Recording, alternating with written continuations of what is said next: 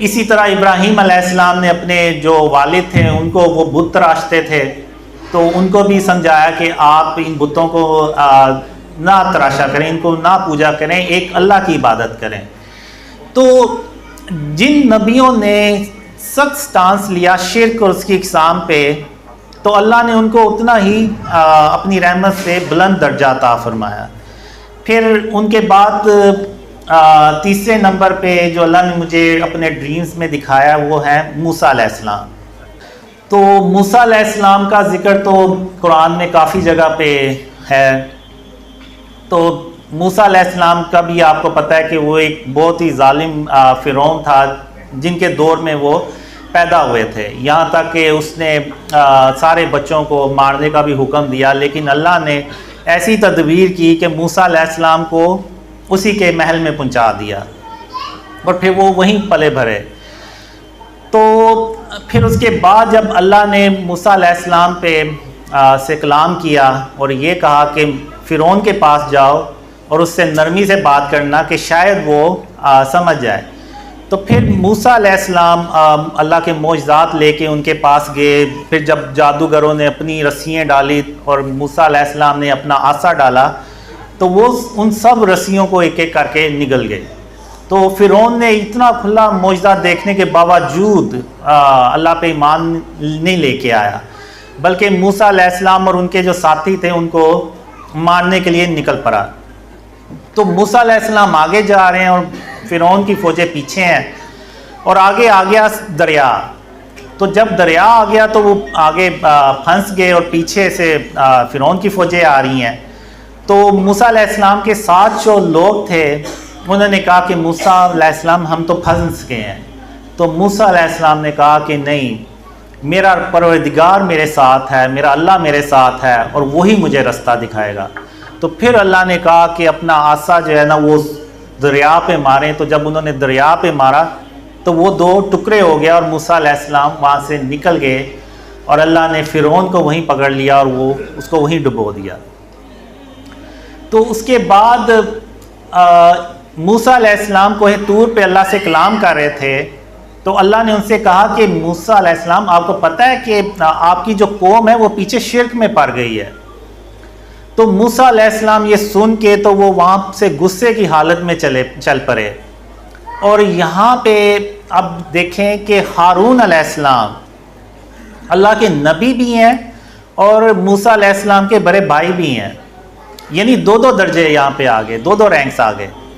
لیکن جب شرک کی بات آئی تو پھر موسیٰ علیہ السلام نے یہ نہیں دیکھا، پھر وہ موسیٰ علیہ السلام غصے میں آئے اور ہارون علیہ السلام کے سر کے بال پکڑے اور داڑھی کے بال پکڑے اور انہیں یعنی تھوڑا سا غصے میں کہا کہ آپ نے اس قوم کو شرک کرنے سے کیوں نہیں روکا۔ تو یعنی جب شرک کی بات آئی تو موسیٰ علیہ السلام نے نہیں دیکھا کچھ، یعنی اتنا سخت انہوں نے سٹانس لیا شرک کے اوپر۔ تو اللہ نے آپ دیکھیں ان کو تیسرا جو درجہ رینک ہے اپنے نبیوں میں وہ اپنی رحمت سے دیا۔ تو اب یہاں پہ چوتھے جو نبی ہیں وہ میں آپ سے پوچھوں گا کہ آپ بتائیں کہ وہ چوتھے نبی جو ہیں وہ کون ہوں گے، کیونکہ اللہ نے قرآن میں جو ہے نا وہ ان کا بھی ذکر کیا ہے کافی۔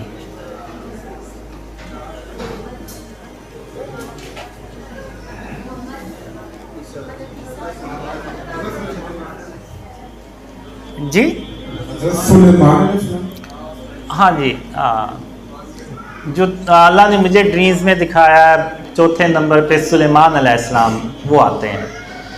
تو سلیمان علیہ السلام کا بھی اللہ نے ذکر کیا ہوا ہے، اور سلیمان علیہ السلام کی ایک دعا بھی ہے کہ انہوں نے اللہ سے دعا کی کہ جیسی حکومت اللہ نے ان کو دی ہے نہ اس سے پہلے کسی کو دی ہو نہ اس کے بعد اللہ کسی کو یہ ایسی حکومت دے۔ اور اگر آپ دیکھیں تو سلیمان علیہ السلام نے سب سے لگژری لائف، نبیوں میں سب سے لگژری لائف گزاری ہے، اور اللہ نے ان کے جنات اور ہوائیں جو تھی وہ سلیمان علیہ السلام کے تابع کر دی،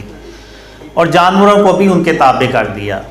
تو جب سلیمان علیہ السلام نے جنوں، انسانوں اور جانوروں کی جماعتیں بنائیں تو دیکھا کہ ہدہد غائب ہے۔ تو سلیمان علیہ السلام نے کہا کہ یہ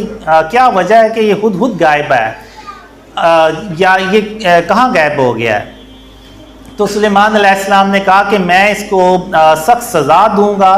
یا ذبح کر ڈالوں گا، یا پھر یہ اپنی غیر حاضری کی کوئی دلیل پیش کرے گا مجھے۔ تو اب جب اللہ کے نبی کا حکم آ جاتا ہے تو وہ پھر سب کو حاضر ہونا پڑتا ہے۔ اب ہدہد کوئی یہ ریزن نہیں تھا دے سکتا کہ میرے بچے بھوکے تھے یا میں کہیں پہ مصروف تھا، نہیں، جب اللہ کے نبی نے حکم دے دیا تو اس کو ہر حال میں وہاں پہ موجود ہونا چاہیے تھا۔ اب اس کے بچنے کی جو ریزن تھی وہ بھی اللہ نے یہ بنائی کہ وہ جب ہدہد واپس آیا تو ہدہد نے سلیمان علیہ السلام سے کہا کہ مجھے ایک ایسی قوم کا پتہ چلا ہے جس کا آپ کو علم نہیں ہے، اور اس قوم پہ ایک عورت حکومت کرتی ہے، اور میں نے دیکھا کہ وہ لوگ اللہ کو سجدہ کرنے کی بجائے سورج کو سجدہ کرتے ہیں اور وہ شرک کرتے ہیں۔ تو سلیمان علیہ السلام نے پھر اس جو ہدہد کی جو جان ہے نا وہ اس وجہ سے بخش دی، اور سلیمان علیہ السلام نے کہا کہ میرا ہاتھ لے جاؤ اور یہ ہاتھ ان کے پاس ڈال دینا اور پھر ان کے باتیں سننا کہ وہ کیا جواب دیتے ہیں۔ تو ملکہ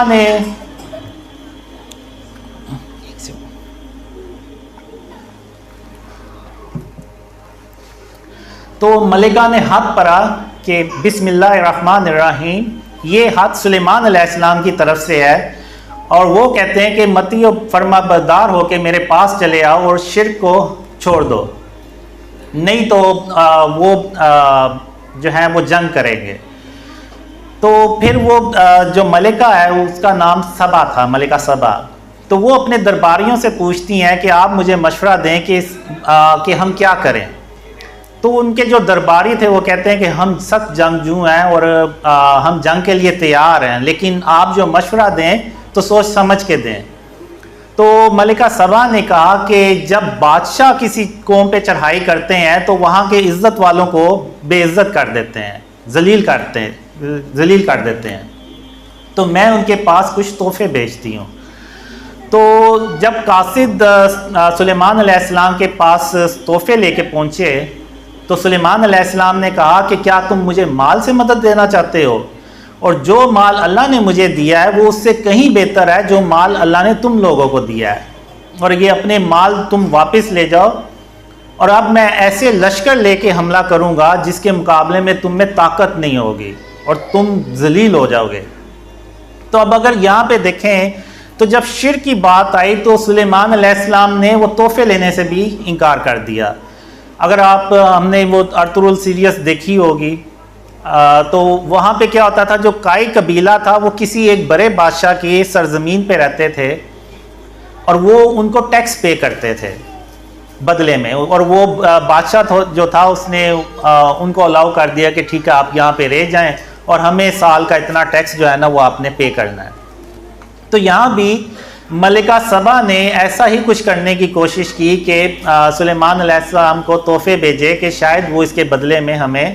وہاں پہ رہنے دیں اور ہمیں کچھ نہ کہیں، لیکن بات جب شرک کی آئی تو پھر سلیمان علیہ السلام نے تحفے لینے سے انکار کر دیا، اور نہ صرف انکار کیا بلکہ یہ بھی کہا کہ میں ایسے لشکر لے کے حملہ کروں گا کہ جس کے مقابلے میں آپ لوگوں میں طاقت ہی نہیں ہوگی۔